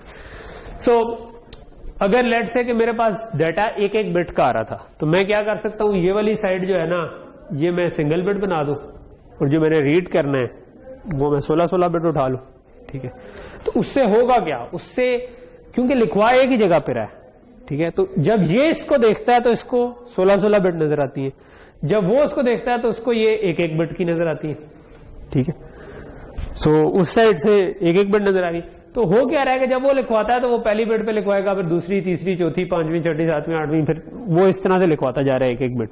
जो रीड कर रहा है वो 16 की 16 पैरेलल में उठा लेगा, ठीक है। तो सीरियल टू पैरेलल वाला काम भी ऑटोमेटिकली हो जाएगा अगर हम इनकी पोर्ट्स को डिफरेंट साइज में कॉन्फ़िगर कर लें, अगर आपको चाहिए, मतलब बेसिकली ऑप्शन अवेलेबल है, अगर हम करना चाहें तो कर लें, ना करना चाहें तो हमारी मर्जी है कि हो सकता है पीछे से 16-16 बिट आ रही हो तो बस फिर 16 ही लिखवाएं, 16 ही उठाएं, अगर पीछे से एक बिट करके आ रही है तो एक बिट करके लिखवाएं, 16 करके उठा लें, ठीक है। वैसे सीरियल टू पैरेलल अगर आपने करना हो तो आप एक इस किस्म का शिफ्ट रजिस्टर लगा सकते हैं ना, ठीक है, कि आप ऐसे बहुत सारे रजिस्टर लगा दें, जब उसमें 16 बिट्स पूरी हो जाए तो पैरेलल में उठा लें इनको, ठीक है। मतलब सीरियल टू पैरेलल को इतना बड़ा मुश्किल काम नहीं होता। अगर ये ब्लॉक रैम नहीं भी होती तो हमने इसको एक शिफ्ट रजिस्टर में डाल देना था कि पहली बिट आ रही है वो अगले साइकिल में ये आगे चली जाती है, वो पीछे से आ जाती है, फिर ये आगे चली जाती है, वो पीछे से, तो जब 16 पूरी हो जाए तो इनको पैरेलल में रीड कर लो, ठीक है। तो ये सीरियल टू पैरेलल हो जाता है। पैरेलल टू सीरियल इसका उलट होता है कि मैं इस पे लिखवा दूं और फिर एक एक सीरियल ही बाहर निकाल दूं, ठीक। तो वो कोई इतना कॉम्प्लेक्स नहीं है। लेकिन अगर क्लॉक रेट्स फर्क हो कि जो राइट करने वाला क्लॉक है वो एडीसी का क्लॉक कोई और है और एफपीजी का क्लॉक कोई और है, फिर इस तरह की लॉजिक बनाने में मसाइल आ सकते हैं, क्योंकि ऑब्वियसली इन दोनों के क्लॉक्स एक दूसरे से अलाइन नहीं है, ठीक है। तो उनको या तो पहले अलाइन करें और फिर करें। उसके बजाय अगर आपने वैसे ही बफर करना था उसको तो आप उसी के अंदर सीरियल टू पैरेलल भी कर लेंगे, उसी के अंदर क्लॉक कन्वर्जन भी कर लेंगे और वो डबल बफरिंग वाला काम भी हो जाएगा, ठीक है। तो वो इकट्ठा आप कर सकते हैं just using one block RAM, ठीक है। तो यहां तक चीज क्लियर होगी, ठीक है। सो दिस इज मोर और less what a block RAM is. सिर्फ एक आखिरी बात इसके अंदर रहेगी कि मैंने आपको बताया था कि यार ये 16 किलो बिट मैं भी अज्यूम कर रहा हूं, but actually it's 18 kilo bit, ठीक है। सो इसकी क्या साइंस है, ठीक है। ये क्या दोबारा बंद हो गया? चलो इसको मैं दोबारा ऑन कर लूं क्योंकि I will need it in 2 minutes. So वो जो 16 और 18 की क्या स्टोरी है हम ये अब देखना चाह रहे हैं। होता ये है कि इन वाली ब्लॉक रैम्स में ना इन्होंने पैरिटी बिट्स की सपोर्ट रखी हुई है कि अगर आप डालना चाहें तो डाल दें, ठीक है। सो हम उसको पैरिटी के तौर पे यूज करना चाहें तो पैरिटी के तौर पे यूज कर लें, डेटा के तौर पे यूज करना चाहें तो डेटा के तौर पे यूज कर। तो ये अगर मैं आपको बता रहा था ना कि 32 बिट वाइड और 512 डीप है, तो इस केस में आपके पास 4 बिट पैरिटी स्टोर करने की भी कैपेसिटी है, ठीक है। तो यानी इधर जो डाटा इन जा रहा है ना, जो कि 31 डाउन टू 0 है, अगर जब ये 9 डाउन टू 0 था, तो इसके साथ आपके पास डाटा इन पैरिटी की भी सपोर्ट है, जो कि आप 3 डाउन टू 0 इसके अलावा इनपुट पे दे सकते कि हर डाटा के साथ उसकी पैरिटी भी सेव कर ली, ठीक है। अगर पैरिटी, मैंने वैसे आज तक पैरिटी सेव करने की जरूरत नहीं पड़ी, ठीक है, क्योंकि जब आप एफपीजी के अंदर ही काम कर रहे हैं तो उसमें फिर आपको डाटा की पैरिटी तब चाहिए होती है बेसिकली जब आपको शक हो कि डाटा में कोई गलती आ सकती है, ठीक है। तो जब आप एफपीजी के अंदर ही काम कर रहे हैं तो वो गलती होने का चांस नहीं होता, ठीक है। वो जब आप एक चिप से दूसरे चिप कम्युनिकेट कर रहे हैं या आप ओवर द एयर कम्युनिकेट कर रहे हैं, वहां पर एरर आने का चांस होता है। वहां पर पैरिटी बिट्स आपको बताती हैं कि भाई एरर आया है या नहीं आया, और अगर पैरिटी के बजाय आप कोई एरर करेक्शन कोड लगा दें तो वो एरर्स को करेक्ट भी कर सकता है, ठीक है। ये आप कम्युनिकेशन में पढ़ेंगे कभी। लेकिन हम क्या कर सकते हैं, फिर हम चाहें तो पैरिटी के तौर पे यूज कर लें, लेकिन मोस्टली कई दफा होता है कि हम ना इसको इन बिट्स को भी एज अ डाटा यूज कर लेते हैं कि अगर मेरा 36 बिट का डाटा है तो मैं 32 बिट्स इधर टाइप कर दूं और 4 बिट्स पैरिटी वाली पोर्ट के साथ टाइप कर दूं, तो हमें वो ये तो आता ही है ना कि एक सेक्शन को उठा के कहीं पर टाइप करना हो, तो मैं भी 36 बिट का था तो डाटा की 31 डाउन टू 0 जो है वो उधर टाइप कर दी, और फिर 35 डाउन टू 32 जो थी ये उठा के किसी और जगह पर टाइप कर दी, ठीक है, वो पैरिटी पे टाइप कर दी, ठीक। इसी तरह जो डाटा आउट आ रहा था उसमें भी आपके पास पैरिटी बिट्स भी आ रही है, ठीक है, डाटा आउट पैरिटी, और ये भी 4 बिट, ठीक है, 3 डाउन। 32 बिट इसको अगर यूज करेंगे तो ये 4 बिट होंगी, और अगर आप 16 बिट इसको वाइड रखेंगे तो ये 2 बिट होंगी, ठीक है। और मेरा ख्याल है कि इससे कम वाली ऑप्शन में पैरिटी बिट नहीं होती, शायद 8 में एक ही हो, लेकिन मतलब बाकी जो है अदरवाइज आप फिर इसको 16 किलो बिट्स के तौर पर ही यूज कर सकते हैं, ठीक है। तो अगर आपने 18 किलो बिट्स के तौर पे यूज करना है तो आपको फिर ये पैरिटीज को अवेल करना पड़ता है, ठीक है। आप फिलहाल इसको इग्नोर भी कर सकते हैं, आपके प्रोजेक्ट के लिए मोस्ट प्रॉब्ली इसकी जरूरत नहीं होगी, तो आप बेशक इन बिट्स को अनटाइड छोड़ दें, यानी इनपुट वाली को तो टाइप करना जरूरी होता है, आप इसको 0 से टाइप कर दें, आउटपुट वाली को अनटाइड छोड़ दें, आप इसको इस्तेमाल नहीं करें। तो यहां तक चीज क्लियर होगी, ठीक है, ओके। सो इसको अब हम चाहेंगे कि मैं आपको ये बता दूं कि ये तो मैंने बता दिया कि ये बना बनाई चीज है, ठीक है। लेकिन इसका इंस्टेंस अगर बनाना हो, आपने अपने कोड में ये वाली ब्लॉग्राम यूज करनी है तो कैसे यूज होगी। लेकिन उसके लिए हम एक छोटी सी ब्रेक लेते हैं और मैं आपको आपके अमाल नामे दिखा दूँ, यानी आपके पेपर्स। ठीक है, पॉज कर दो, पॉज कर दो, पॉज। चलें जी, बातें अब खत्म। इधर इधर इधर इधर, कोई बात नहीं, अब जो हो गया वो हो गया। अब कहते हैं जिंदगी में मूव ऑन करना सीखना चाहिए कि ठीक है, एक चीज बुरी हो गई, कर लिया, next day is a new day.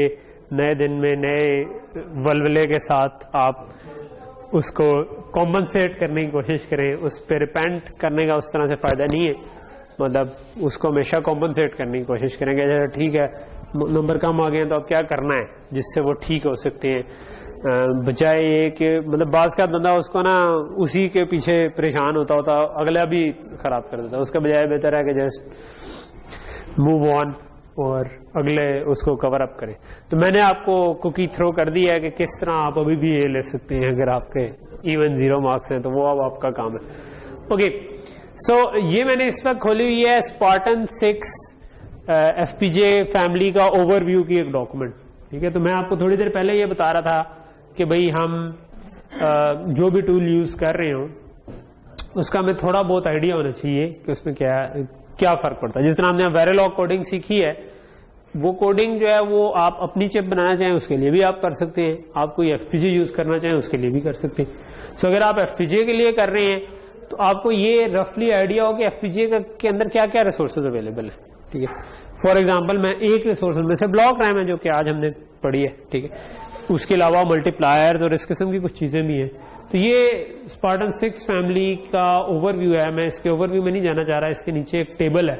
ठीक है, ये स्पार्टन 6 सीरीज के जितने FPGA है ना, उन सब के कुछ रिसोर्सेज बताए हुए हैं कि कितने कितने रिसोर्सेज उसके अंदर अवेलेबल है। ठीक है, अगर मैं इसके टाइटल पे आ जाऊं तो इसमें logic cells, slices, flip flops, distributed RAM, ठीक है, DSP slices, block RAM, CMDs, memory block controller, and point, ये बहुत सारी चीजें आ रही हैं जिनमें से शायद अभी आपको फिलहाल किसी चीज की भी समझ नहीं आ रही। ठीक है, लेकिन ब्लॉक रैम हमने डिस्कस कर ली हुई है। ठीक है, सो ये बताया हुआ कि 18 किलो बिट की जो ब्लॉक रैम्स हैं वो कितनी अवेलेबल है हर FPGA के नंबर के हिसाब के। हमारा LX16 है, तो दिस इज LX16। LX16 में बता रहा है कि 32 ब्लॉक रैम्स हमारे पास मिले। सो ये जो एक ब्लॉक रैम हमने बनाई है ना, जो रिकन्फिगरेबल है और सब कुछ है, ऐसे 32 ब्लॉक्स पड़े हुए हैं। ठीक है, अगर आप FPGA पे ही कोई चीज बना रहे हैं तो और आप ब्लॉक रैम यूज कर रहे हैं तो 32 से छोटा यूज करना कोई ऑप्टिमाइजेशन नहीं होगी, बिकॉज 32 तो आपके पास अवेलेबल, मतलब 32 कह रहा हूं कि 18 किलो बिट से कम ब्लॉक रैम यूज करने में आपने कोई ऑप्टिमाइजेशन नहीं की, क्योंकि अगर आपने ब्लॉक रैम लगाई थी तो वो पूरी 18 किलो बिट्स की थी। ठीक है, तो वो आपको बेशक आप उधर यूज कर सकते हैं, पूरी की पूरी यूज कर सकते हैं। अगर आपने ज्यादा यूज करनी है तो 32 आपके पास अवेलेबल है। ठीक है, सो इसी तरह DSP 48 स्लाइस लिखा हुआ। DSP स्लाइस के अंदर आपके पास 18x18 का मल्टीप्लायर होता है एक। ठीक है, और साथ एडर भी होता है, एक्यूमुलेटर भी होता है। तो ये भी 32 अवेलेबल है, यानी कि अगर आप इस FPGA पे काम कर रहे हैं तो 32 मल्टीप्लिकेशंस तक अगर आप कर रहे हैं अपने सर्किट में तो वो इन्हीं मल्टीप्लायर्स को यूज करते हुए हो जाएंगी। उससे आगे अगर आप कोई मल्टीप्लायर बनाएंगे तो वो फिर स्लाइसेस के अंदर की लॉजिक यूज करते हुए कंस्ट्रक्ट होगा। ठीक है, ये डेडिकेटेड मल्टीप्लायर है, ये है ही मल्टीप्लायर, ये सिर्फ मल्टीप्लिकेशन कर सकता है, यूज किया तो किया, ना किया तो ना किया। ठीक है, लेकिन बाकी की जो स्लाइस लॉजिक है इसको यूज करके आप काफी सारी चीजें बना सकते हैं। ठीक है, तो कहने का मकसद ये है कि आपको रफली आइडिया होना चाहिए। मैंने एक दो लोगों को देखा, उन्होंने प्रोजेक्ट करते हुए कोई ऐसी अनऑप्टिमाइज्ड इम्प्लीमेंटेशंस की थी जो एक्चुअली हार्डवेयर में जा ही नहीं सकती थी। लूप लगाया हुआ, उसके अंदर एडिशन हो रही है, वो 50 का लूप है तो 50 एडर बन गए, या 100 का लूप है 100 एडर बन गए, बाज केसेस में 1000 तक बने हुए हैं या उसमें। और वो ऑब्वियसली FPGA के ऊपर जो रिसोर्सेज है उसने तो उसको यूज करना है। तो हमारा जो इस वक्त खैर FPGA है ये तो जरा कह लें कि जरा चीप FPGA है, इसमें कम मल्टीप्लायर, कम मतलब आपको हाई एंड FPGAs में 1000 मल्टीप्लायर्स भी मिल जाते हैं, ठीक है। लेकिन वो फिर हाई एंड एप्लीकेशंस के लिए यूज होता है। आपने अभी कोई ज्यादा तोप चीज मैं नहीं आपसे एक्सपेक्ट कर रहा, तो इसलिए आपके लिए ये सारे काम करने के लिए काफी है। लेकिन अगर आपने फाइनल ईयर प्रोजेक्ट में कुछ और करना है तो फिर दूसरे एफपीजीएस बोर्ड्स भी हैं कुछ जिनको हम यूज कर सकते हैं अगर आपने उसमें यूज करें। ओके, सो ये तो खैर just wanted to give an overview के सारे एफपीजीएस की इस किस्म के टेबल्स बड़े यूजफुल होते हैं जिनसे आपको आइडिया हो जाए। इनके नीचे थोड़ी सी डिटेल भी दी हुई है। ये ओवरव्यू वाली वैसे छोटी सी डॉक्यूमेंट है, ये अगर आपको कोई एक्स्ट्रा टाइम लगे ना तो इसको वैसे ही पढ़ ले, ठीक है। शौकिया कि आपको आइडिया हो कि भाई इसमें जो लॉजिक ब्लॉक्स हैं वो कैसे बने हुए हैं, इसमें पीएलएल क्या काम कर रहा है, डीसीएम कैसे काम कर रहा है, तो वो छोटे छोटे ओवरव्यू इसके अंदर है, ठीक है। ओके, सो नेक्स्ट चीज जो मैं करना चाह रहा हूं वो ये है कि हम ब्लॉक रैम को अपने कोड में कैसे यूज कर सकते हैं। अगर मैं वेरालॉग में कोई सर्किट बना रहा था और वहां पर मैं ये ब्लॉक रैम लगाना चाहता हूं तो वो मैं कैसे यूज कर सकता हूं। अच्छा, इसको यूज करने के 2-3 तरीके हो सकते हैं, ठीक है। सो ये मैंने प्रोजेक्ट नेविगेटर खोला हुआ है, ठीक है। ये पिछली क्लास में मैं यही काम ही कर रहा था, तो लेट से मैं एक नया प्रोजेक्ट बना लेता हूँ, ठीक है। और मैं कहता हूँ कि मैं हमारा जो DLD का फोल्डर है वो कहाँ है वैसे, चलो इधर ही बना लेता हूँ, ठीक है।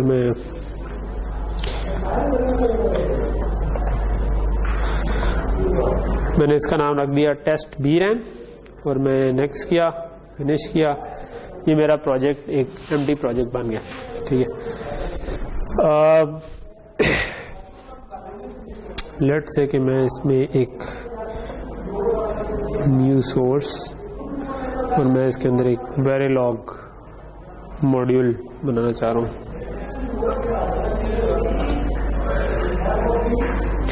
इसका नाम मैंने रख दिया टेस्ट बी रैम, ठीक है। सो ये मेरा टेस्ट बी रैम बन गया, ठीक है। अब मैं इसके अंदर अगर ब्लॉक रैम का इंस्टेंस बनाना चाहता हूं, ठीक है, तो वो कैसे बनेगा, ये असल क्वेश्चन है। इसके 2-3 तरीके। एक तरीका ये है जो कि इसके लिए भी यूजफुल है और कामों के लिए भी, वो ये है कि ये जो आपको इधर एक बल्ब नजर आ रहा है, कोने पे नजर आ रहा है, ऊपर राइट मोस्ट कॉर्नर पे, ये राइट मोस्ट कॉर्नर पे बल्ब है, इस पे मैं लेके माउस किया हूं तो इसमें क्या है, लैंग्वेज टेम्पलेट्स। आपकी आसानी के लिए अगर मैं इसको क्लिक कर दूं तो इन्होंने ना आपकी आसानी के लिए ऑलरेडी कुछ वेरिलॉग कोड लिख कर रखे हुए हैं, ताकि जस्ट आप उधर से कॉपी करके अपने कोड में पेस्ट कर लें। और आपको अगर कंफ्यूज हो रहा है कि यार ये कोड कैसे लिखा जाता था तो वो वहां पर जाकर देख लें, ठीक है। सो इसके अंदर हम वेरिलॉग में इंटरेस्टेड हैं क्योंकि हमने वेरिलॉग पढ़ी है। अच्छा, इसमें मैं ब्लॉक रैम में तो आता हूँ, इसके अलावा भी आपको ना जिस तरह सिंथेसिस कंस्ट्रक्ट्स में आप देख रहे हैं तो कोडिंग एग्जांपल्स एक चीज लिखी हुई है। कोडिंग एग्जांपल्स में आपको गेट्स की, कंपैरेटर्स की, काउंटर्स की, इनकोडर, डिकोडर, मल्टीप्लेक्सर, इनकी एग्जांपल्स भी लिखी हुई है। मिसाल के तौर पे आपको भूल गया कि मल्टीप्लेक्सर कैसे बनता था, तो आप इधर मल्टीप्लेक्सर पे आए और लेट से आप थोड़ी सी जगह इसकी बढ़ा लूं क्योंकि सो लेट से कि 8-to-1 मल्टीप्लेक्सर है, मैंने क्लिक किया तो ये उसने एक टेम्पलेट मुझे उसकी उठा के दे दी। इस तरीके से मल्टीप्लेक्सर लिखा जाता है, ठीक है। तो हमने तकरीबन यही तरीके से पढ़ा हुआ है। ये जरा सी पुरानी है, इसमें ऑलवेज एट स्टैरिक के बजाय सिलेक्ट लाइन और इनपुट सारी लिखी हुई है, जो कॉमा या और के जरिए आप लिख सकते हैं, लेकिन आप इधर ऑलवेज एट स्टैरिक भी लिख सकते थे। जो लेस देन ग्रेटर देन के दरमियान में लिखे हुए हैं, इसका मतलब इधर आप अपनी मर्जी से नाम दे दें। आपने मार्क्स की जो भी आउटपुट रखनी थी उसका जो भी नाम देना था वो इधर दे दे, ठीक है। मार्क्स की जो इनपुट 1 रखनी थी उसका नाम इधर दे दे, जो इनपुट 2 रखनी थी उसका नाम इधर दे दे। तो आप इस टेम्पलेट को उठाकर यूज कर सकते हैं, ठीक है। सो इसी तरह के टेम्पलेट जो है ना उसमें आपको रैम भी नजर आ रही है, ठीक है, और रैम के अंदर आपको ब्लॉक रैम भी नजर आ रही है, डिस्ट्रीब्यूटेड रैम भी नजर आ रही है, ठीक है। आप इधर से भी उठा सकते हैं टेम्पलेट और उसको यूज कर सकते हैं। मैं वैसे जनरली अगर एक ब्लॉक रैम लगानी हो तो मैं इसके बजाय प्रेफर करता हूं, इसके ऊपर एक और चीज है डिवाइस प्रिमिटिव इंस्टेंसिएशन, ठीक है। यानी वेरिलॉग में गए तो डिवाइस प्रिमिटिव इंस्टेंसिएशन का मतलब है कि जो डिवाइस के अंदर हार्ड आईपी है ना, जिस तरह मल्टीप्लायर है या रैम है या क्लॉक मैनेजर है, इस किस्म की चीजें, इनका इंस्टेंस मैंने बनाना हो तो कैसे बनाना है, ठीक है। सो डिवाइस प्रिमिटिव के अंदर अगर मैं चला जाऊं तो इसके अंदर मेरे पास अब ये पूछ रहा है भाई किस डिवाइस की चीज आप लगाना चाह रहे हैं, तो मैं स्पार्टन 6 की लगाना चाह रहा हूँ। स्पार्टन 6 में अब ये वाली चीजें अवेलेबल है, ठीक है। और इसमें मैं इस वक्त इंटरेस्टेड हूँ रैम या रोम में, ठीक है। तो मैं रैम या रोम में चला जाता हूँ और मैं कहता हूँ कि मैं 16 किलोबिट वाली रैम लगाना चाहता हूँ। जब मैंने इसको क्लिक किया तो राइट साइड पे आपने देखा होगा कि आपके ये यहाँ पर कोड की एग्जांपल एक आ गई, ठीक है। तो मे बी मैं जरा जगह इसकी एक्सटेंड कर लूँ इसको, ये मैक्सिमम इधर ही है, ये मैक्सिमम इधर ही है, ओके। सो ये जो मेरा कोड है ना, ये अब इधर लिखा हुआ है cut code below this line, ठीक है। ऊपर इंट्रोडक्शन सी दी हुई है और उसके बाद बताया हुआ है कि ये रैम यहां से इसके नीचे से कोड कॉपी कर ले, ठीक है। सो ये जो कोड है ना, ये बेसिकली एक रैम का इंस्टेंस बना हुआ है। इस तरह मॉड्यूल का इंस्टेंस हम बनाते थे ना, तो ये आप ये अज्यूम करेंगे कि ये मॉड्यूल ऑलरेडी एग्जिस्ट करता है और इसका इंस्टेंस बना हुआ है, ठीक है। तो मैं इस पूरे कोड को इधर से उठा के अपने पास कॉपी पेस्ट कर लूंगा, ठीक है।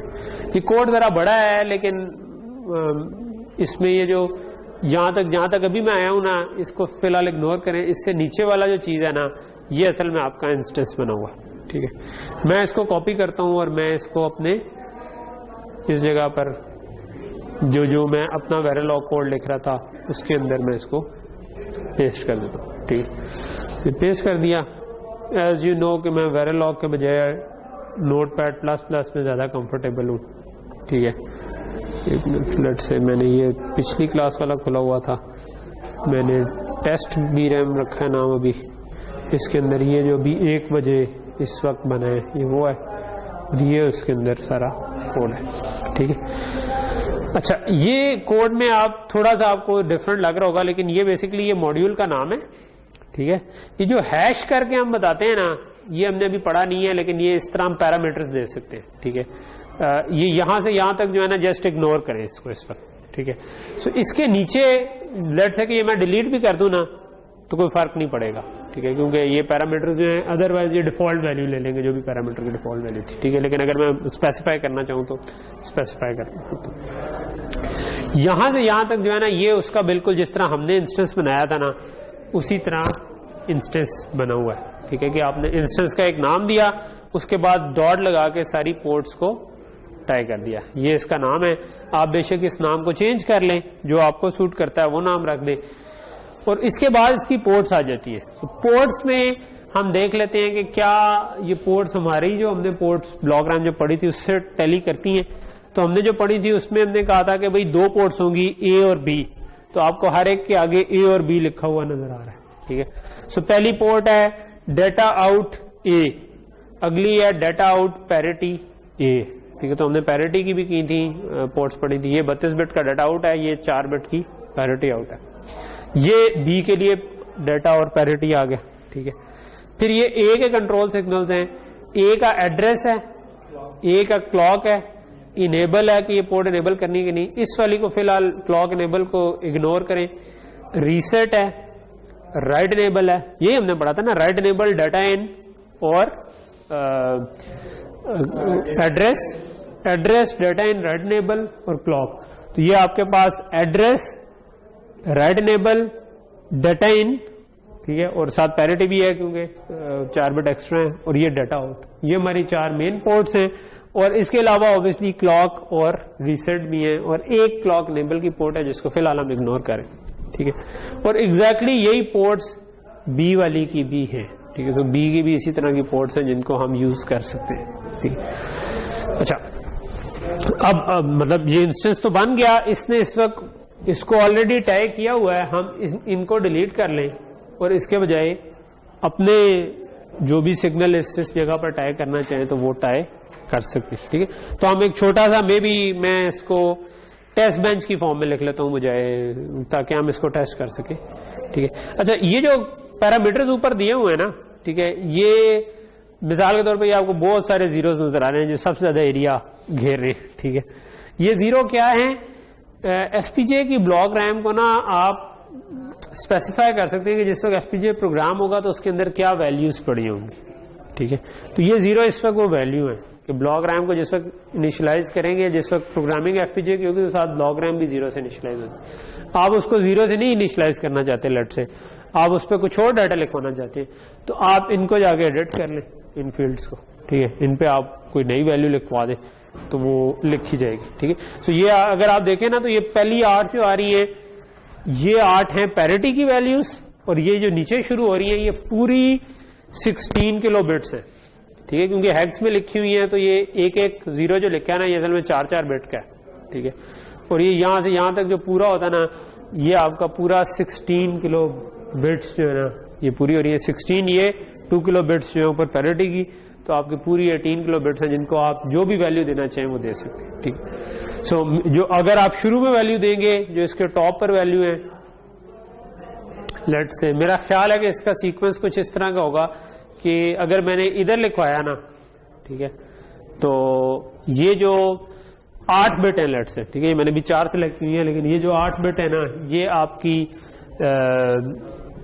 जो फर्स्ट 32 बिट्स है रैम का, 0 एड्रेस पे 32 बिट्स जो पड़ी है वो ये नहीं, फिर इससे अगला जो होगा वो 1 एड्रेस पे जो 32 है, और एंड सो ऑन, इस तरह से ये चल रही, ठीक।